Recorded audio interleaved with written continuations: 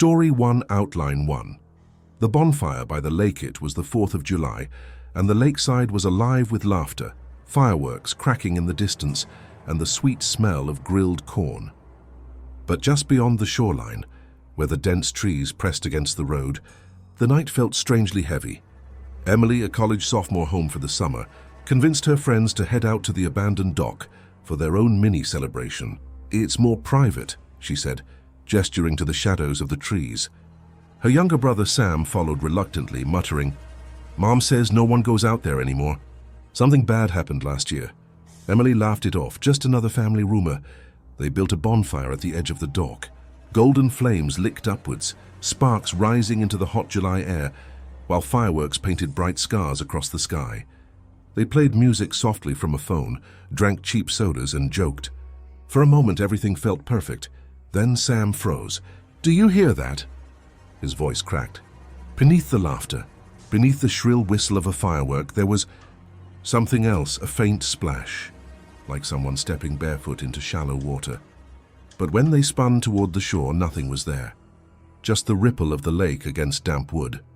Emily forced a smirk. "Fish, or maybe a frog," she teased, tossing a stick at him.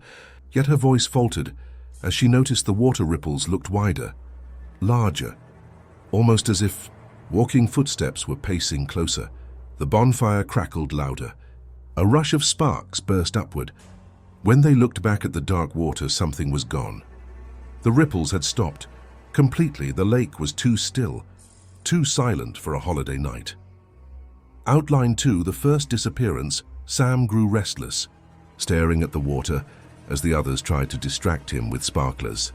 The thin sticks hissed and fizzed, spilling silver light onto their faces. But even through the glow, Emily couldn't ignore how her brother's eyes darted back and forth, following shapes only he could see. "Stop freaking us out," one of the friends joked nervously. "You're just—" A sudden crack interrupted him. The dock groaned under their weight. It was the unmistakable sound of rotting wood splitting. Everyone jumped back. The bonfire wavered as Sam staggered. "Something's under us!" Sam screamed, grabbing Emily. "I swear I felt a hand." The wood broke again, this time with more force. They scrambled back onto soil, pulling the music speaker with them. In the chaos, one friend, Rachel, realized she'd left her sweater at the far end of the dock. Heart-pounding but embarrassed to admit her fear, she muttered, "It's just a dock. I'll grab it." She jogged back, her sparkler still glowing faintly in her hand. The others called after her, their voices strained. Fireworks boomed overhead. Rachel's figure, lit in bursts of red and white light, bent to pick up her sweater. A beat of silence passed. Relief almost set in. Then the bonfire hissed behind them. The flames seemed to pull sideways, as though a sudden gust of wind bent reality itself. Rachel's scream pierced the air. She wasn't running back, she was gone. The sweater lay alone on the planks, gently smoldering against splattered droplets of water. Outline 3. Stranger at the tree line. Panic surged. Emily yelled Rachel's name, but no answer came. Just the hollow crack of fireworks and the faint sound of water lapping where she had been standing seconds earlier. "There's someone out there," whispered Sam. His finger trembled, pointing toward the trees. The tree line beyond the lake flickered in the glow of fireworks, shadows stretching tall and unnatural. And then a figure appeared. At first they thought it was another teenager by the way it stood, still and narrow, but as their eyes adjusted it became horribly clear. The figure wasn't moving like a person. It swayed, its shoulders stiff, tilting from side to side as though dangling on an invisible rope. "Rachel," Emily croaked, her throat dry. But the figure didn't wave, didn't step closer. Instead, it leaned unnaturally toward them, its face caught by a flash of crimson fire overhead, pale. Hollow eyes. Every sparkler in their hands died out at once, smoke curling up into a suffocating fog. That's when they realized the strangest thing. The fireworks had stopped too. The whole town's sky, which had been booming minutes earlier, was now silent. And then, from the blackness of the tree line, came a whisper so faint they almost thought it was the wind. "Leave the dock," before it takes another. But when Emily blinked, the figure was gone. Outline 4, encircled by water, the group bolted to their car parked at the dirt road. But the headlights wouldn't turn on. The engine coughed, then fell to dead silence. Their phones glitched too, screens jittering with static. The bonfire across the dock sputtered low, dimming unnaturally. They turned, horrified to see the water rising, creeping up the slope toward their shoes. The air smelled sour, metallic. "Water levels don't rise like that," Sam whispered. The lake should have been calm, but now it gurgled and bubbled like something was moving beneath. A pale hand broke the surface. Emily gagged, stumbling back as another hand surfaced on the opposite side. And another. Dozens of pale, outstretched fingers clawed up, searching, dripping lakeweed. They weren't climbing onto the dock. They were surrounding the shoreline, hemming them in. Her friend Kevin screamed and bolted into the trees. His footsteps crashed through undergrowth until abruptly the sound simply stopped. One last sharp crack like a branch snapping, then nothing. Sam grabbed Emily's wrist. "If we stay, we're next." They had no choice but to run, not away from the lake, but across the abandoned dock where Rachel had vanished. Their shoes clattered on the wet planks, every step hollow, every shadow promising collapse, and then, halfway through, Emily felt the dock pulse beneath her feet like a heartbeat. Outline 5. The fireworks return. The dock shuddered violently. With a splintering roar, the far end collapsed into frothing water. Sam shoved Emily forward, yelling, "Go!" Behind them, broken boards sank fast, bubbles hissing as if the lake itself had inhaled. They sprinted until the dock ended on the far side of shore. Just as Emily leapt onto solid earth, she glanced back. Sam wasn't there. "Sam!" she screamed. His face surfaced in the water, thrashing, his eyes wild. Pale hands dragged at him, dozens of them, holding him under, pulling his body deeper. His gurgling scream was cut off as water filled his mouth. In desperation, Emily charged into the shallows, claws of water freezing up her shins. She tried to grab him, but her hands met only cold ripples. Sam's outline blurred beneath the surface until the lake went eerily still again, and then, boom! Fireworks erupted overhead, sudden and deafening, as if mocking the silence from before. Red light exploded across the lake's glossy skin, revealing her pale reflection, with Sam's hollow face floating just behind her shoulder in the water. When neighbors discovered the dock days later, there was no trace of Rachel, no trace of Kevin, no trace of Sam. Only Emily, curled and shivering by the shore, whispering over and over. "They told us to leave before it took another," but no one believed her. And every 4th of July since, locals swear the fireworks sputter into silence, just before the lake pulls someone new under. Story 2, Outline 1, The Empty Street Parade. The 4th of July parade had always been the pride of Holloway, a small town where traditions never died. Streets were usually jam-packed with families waving flags, kids chasing down candy tossed from floats, and the local marching band blasting patriotic songs. But in 2011, the night parade felt different. Andrea, a 19-year-old lifeguard, agreed to meet up with her cousin Milo at the corner of Maple and Ridgeview, prime spot for parade viewing. The only problem: when she arrived, the block-long street was completely empty.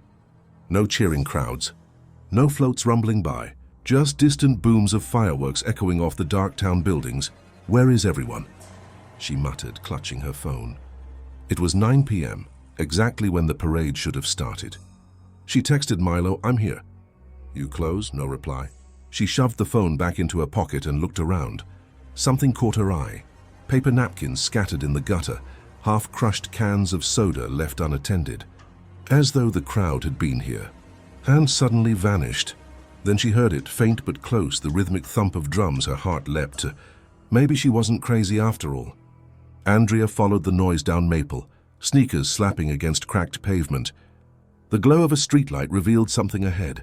A row of shadowy figures standing still in the road. Marching band uniforms. Tall hats, their instruments gleaming faintly.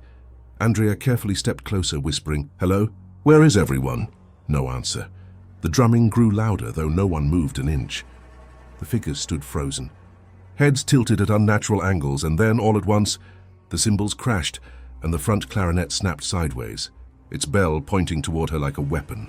The parade had started after all. Only she was the sole audience. Outline 2, the band that didn't breathe. Andrea stumbled back, her throat dry. The band began to march forward, each step perfectly in sync, yet their feet made no sound on the asphalt. "Silence?" except for the grim drumbeat that shook the street like a heartbeat. Closer now, Andrea could see their faces beneath the feathered hats, or at least, where faces should have been. White masks, blank and painted with grotesque smiles that never shifted. A horrible thought clawed at her. Were these masks or their real faces? An intense cold swept down the empty street despite the hot July air. One trumpet blared, not with music, but with a piercing shriek like metal grinding against bone. Andrea cried out, clapping her hands over her ears. The sound felt inside her skull, vibrating her teeth. When she lowered her arms, they were closer. Too close. Stay away, she shouted. Her voice cracked, swallowed by the hollow brick walls of the street. Then she noticed Milo. Her cousin was standing in the very back row, saxophone clutched at his chest. His eyes were wide open, unblinking. Lips sewn shut like thick black thread had stitched silence into his skin. Tears stained his cheeks, but his body moved mechanically with the rest. Andrea's stomach dropped. "Milo!" she screamed. He jerked his head slightly at the sound, as if trapped inside his own body. But then the conductor, a towering shadow in a black coat and no face, raised a skeletal baton. The music swelled, low and inhuman. Milo vanished into the formation. Something told Andrea this wasn't a parade. She'd wandered straight into a funeral march, and she was next in line to join. Outline 3, Streets That Fold. Inward panicked, Andrea bolted across the street and tore into an alley, her breath ragged. The steady drumbeat followed, slow and relentless, echoing off walls. Fireworks burst overhead, red and white shimmering against brick, but no sound accompanied them. The world was muted, as though she was trapped inside some grim film reel. She expected the alley to spill back onto Ridgeview. Instead, she slammed into a dead end, a wall where there hadn't been one earlier. "No, no, no," she gasped. The town had twisted itself like a maze. Peering over her shoulder, Andrea saw the white masks glowing faintly in the dark. They filled the alley's mouth, blocking any exit. The clarinet let out a breathless squeal that stretched her nerves taut. One of them stepped closer, setting down a trombone with slow ceremony. He lifted his hand to his mask. Andrea held her breath as the figure peeled it upward, but there was only void beneath. A black, endless cavity, like she'd stared into the open mouth of a cave that went down forever. A scream built in her chest, but the figure lunged faster than she thought possible. Its fingers grazed her arm, icy, burning her skin like dry ice. Andrea yanked away, slamming into the dead-end wall again. Her thoughts spiraled. Think. Think fast. She noticed a fire escape ladder dangling midway up the wall. Without hesitation, she leapt, fingers clawing at the cold metal. Her foot slipped, but desperation pulled her higher. As she climbed, the conductor's baton tapped 3 steady times against the bricks. And suddenly, the buildings themselves vibrated, like an answering drum. Outline 4, the rooftop. Trap Andrea hauled herself onto the rooftop, lungs heaving. From above, she saw the nightmare parade moving through town, rows upon rows of masked band members marching silently down the main street, all converging into impossible patterns like an enormous ritual. The conductor turned its faceless head upward. Even from 40 feet, she felt pinned by that gaze. "Milo," she whispered brokenly. She had to find a way to pull her cousin out. Her mind reeled through last Christmas dinners, late-night games, every memory of him smiling, and none of it fit with the stitched lip puppet she'd just seen. Below, the figures began climbing the walls, not using fire escapes, not pulling themselves up. No, they simply walked upward on the brick, as though gravity bowed to their will. Andrea stumbled across the roof, searching desperately for an exit. Her sneakers skidded on gravel. That's when she saw something strange. The fireworks in the sky above were spelling numbers. 1, 2, 3, 4, each explosion leaving glowing Roman numerals blazing in smoke. Countdown, I don't understand. Andrea gasped. A drum rattled violently below. The rooftop quivered. Hands reached up from the building's ledge, grasping. She shoved a loose cinder block down, hitting one of the masks, but it didn't fall. It just looked up sharply, its mouthless void opening wider. A hiss leaked out, freezing her spine. The countdown hit too. Fireworks burst in giant arcs of crimson. And then Milo appeared across the roof, standing desperately still in his crooked band uniform. His stitched lips trembled as if begging her silently. Andrea ran forward, and realized too late that Milo's shadow wasn't connected to him. It spread backward, long, skeletal, reaching for her. Outline 5. The last note Andrea skidded to a halt, screaming his name. The shadow lurched upward, a towering silhouette with Milo dangling inside it like a marionette. The conductor rose behind him, lifting the baton. The final firework peaked overhead. The countdown finished. Time stopped. The night froze except for the low hum of 1,000 instruments inhaling. "No," Andrea choked, running, throwing her arms around Milo. She thought she felt a heartbeat inside him. For one desperate second, the stitched lips shivered as though he might break free. Then the conductor slashed the baton downward. Every instrument screamed at once, an ear-splitting note of shattering glass, hollow emptiness and blood-curdling despair. Andrea's body convulsed. She tasted iron. Around her, the entire town disappeared into darkness. When the boom of fireworks finally returned, Halloway's real parade marched as usual. Families cheered, children laughed as candy littered the streets.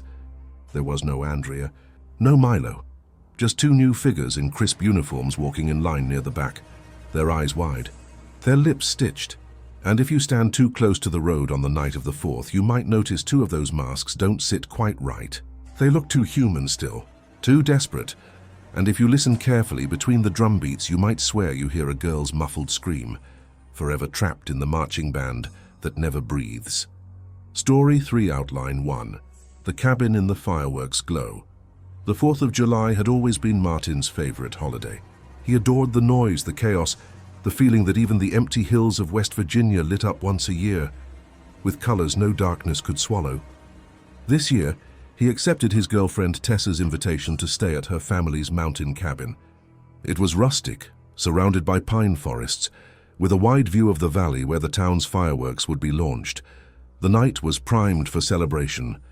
A cooler stuffed with soda and cheap beer, a portable speaker buzzing with summer tunes, and a blanket spread across the deck. "We'll have the best view," Tessa promised, her eyes reflecting joy. As they waited for the fireworks, Martin noticed something odd. Across the valley, scattered pinpricks of light winked from within the forest. At first he thought they were lanterns or kids playing with sparklers. But they didn't flicker naturally. They blinked in patterns, sudden bursts of 3, then silence, then 2 more. "Like a signal, do you see that?" he asked. Tessa squinted across the dark trees. "I don't." A sudden firework boomed. Red streaks burst across the sky. In that instant of crimson light, Martin saw more clearly.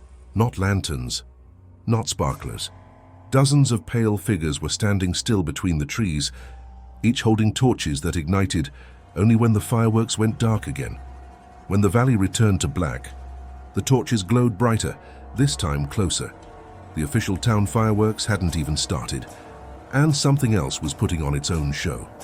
Outline 2, Silent Guests. Martin couldn't shake the feeling they were being watched. He shifted uneasily. Tessa tried to laugh it off, opening another soda, but her voice betrayed nerves. Maybe kids camping, maybe hikers. But no hiker stood like that. Motionless, torches gripped unnaturally high, faces turned upward as though waiting for a cue.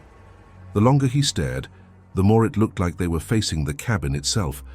A sudden whistle echoed across the valley, sharp, mechanical, the torches all extinguished at once. Pitch black settled in. Behind them, in the forest that lined the mountain cabin's deck, came the snap of a twig. Martin spun. The flashlight from his phone cut a beam across the trees. Empty, shadows only. Still, the hair on his arms crawled as he realized something. The sound was too close. That twig snap wasn't from the valley. It was right at the tree line, maybe 20 feet from where he stood. Tessa whispered, trembling, "Mart, let's go inside." They bolted into the cabin, slamming the sliding glass door. The small living room filled with their wheezing breaths. But the moment Martin set down his phone, silence pressed in like a weight. Not even crickets, then tap. The sliding glass rattled. A handprint smeared faintly across the glass. Long fingers as though dipped in ash or soot, then another handprint joined it and another, until dozens of hands pressed against the glass, surrounding the deck in a perfect semicircle. But the night remained completely silent. No voices, no footsteps crunching leaves. Nothing but the eerie hiss of more fireworks exploding overhead, illuminating pale angular faces staring right inside at them. Outline 3, Barricade panic seized both of them. Martin grabbed a chair and jammed it against the sliding door, while Tessa locked the back door in the kitchen. "Call the police!" she demanded. His hands fumbled for his phone. No signal. "Not a bar. They've got to end the fireworks soon," he whispered. "We'll run when it's dark." But when the next explosion lit the sky, Martin's blood froze. The figures had multiplied. They weren't 30. They weren't 50. There were hundreds, lined down the hill, circling the cabin in an unbroken perimeter. Their torches flared with the fireworks, extinguished in the dark, then flared again with the next explosion. Each synchronized perfectly. It wasn't random. It was ritual. Tessa sobbed silently at the table. Martin forced himself to think. They can't get in. It's a lock. Yet even as he said it, there came a scraping above. His eyes darted upward. Roof beams groaned lightly. "They're on the roof," he whispered. The fire crackled in the distant fireplace, though no one lit it. Then came an odor, pungent sulfur choking as though the walls themselves exhaled smoke. Tessa backed into the hallway. "The basement," she gasped. Martin followed, heart hammering. They shoved the wooden door open and stumbled down creaking steps into the cold, earth-scented dark. He slammed it shut behind them, but before Martin could breathe, his flashlight landed on something carved across the basement wall. Symbols, circles, etched hundreds of times into raw concrete, glistening as though freshly cut, and in the center, painted strokes in dried brown streaks formed a single word: Sacrifice Outline 4. The basement revelation. The basement air pressed heavily against Martin's chest. His light trembled across the wall, every word sacrifice carved by something sharp, repeated obsessively. But beneath the carvings was something even worse. Old family photographs of the cabin's previous owners pinned into the stone wall with rusted nails. Tessa clutched his arm. "That's my grandfather," she whispered. Her hands shook violently as she pointed to one photo. Black and white, faded but unmistakable, the same cabin porch decades ago with people smiling stiffly into the camera. Only their eyes had been darkened out, gouged with blade strokes. Martin wanted to comfort her but froze at what rested below the photos: dried flowers, small bones arranged neatly, and a bundle of something wrapped in American flag fabric. His shaky hands pulled it open. Inside lay a child's shoe, torn. Before he could process, the floor above groaned with synchronized footsteps. Not heavy, measured, ceremonial. Every board creaked in unison like a choir of movements. Tessa tried to scream, but Martin covered her mouth, eyes wide, and then the fireworks outside erupted again, bright light spilling through the basement's small window. For a split second of illumination, he saw silhouettes standing pressed against the glass pane. Dozens of faces peering downward, eyes unblinking, torches burning like halos behind them. When the light vanished, something clattered against the inside of the basement door. Not banging, car key turning. Martin realized then they weren't breaking in because they already had the keys. Outline 5, the longest night. The basement door swung open slowly. Not kicked, not forced, just opened, as though the house itself allowed the intruders to flow in. Figures descended one by one, torches staying impossibly still even as they walked. Their pale faces, waxen, expressionless, seemed ageless, not young, not old, timeless. The symbols on the walls pulsed faintly red. The air soured with smoke. Martin gripped Tessa's hand. "Stay behind me," his voice cracked. One figure lowered its torch. Its free hand lifted toward Tessa. She whimpered, backing further into the concrete wall. The figure's mouth finally opened, a black slit stretching too wide, and whispered a single word that scraped like burning coals. "Chosen." Before she could react, the floor vibrated violently. Every torch flared at once as fireworks boomed overhead outside, drowning all thought. The figures surged forward. Martin shoved Tessa behind him, punching wildly at the closest face. His hand connected with something solid yet cold, like hitting frozen marble. The figure didn't flinch. It simply gripped his wrist and twisted until bone cracked. Martin screamed. The last thing he saw before being slammed to the ground was Tessa being lifted above the crowd, carried up the stairs by many hands in reverent silence. Her shrieks drowned beneath the final bursts of fireworks outside, radiant and celebratory. When neighbors drove past the cabin at dawn, they claimed it stood perfectly still, shutters crooked, smoke rising faintly from its chimney. But no one ever saw Martin or Tessa again, and every 4th of July since then, sparks light not only the valley sky, but strange torches seen flickering between the trees, spelling patterns no one understands. Locals whisper the valley doesn't just watch the fireworks, it chooses someone to feed them,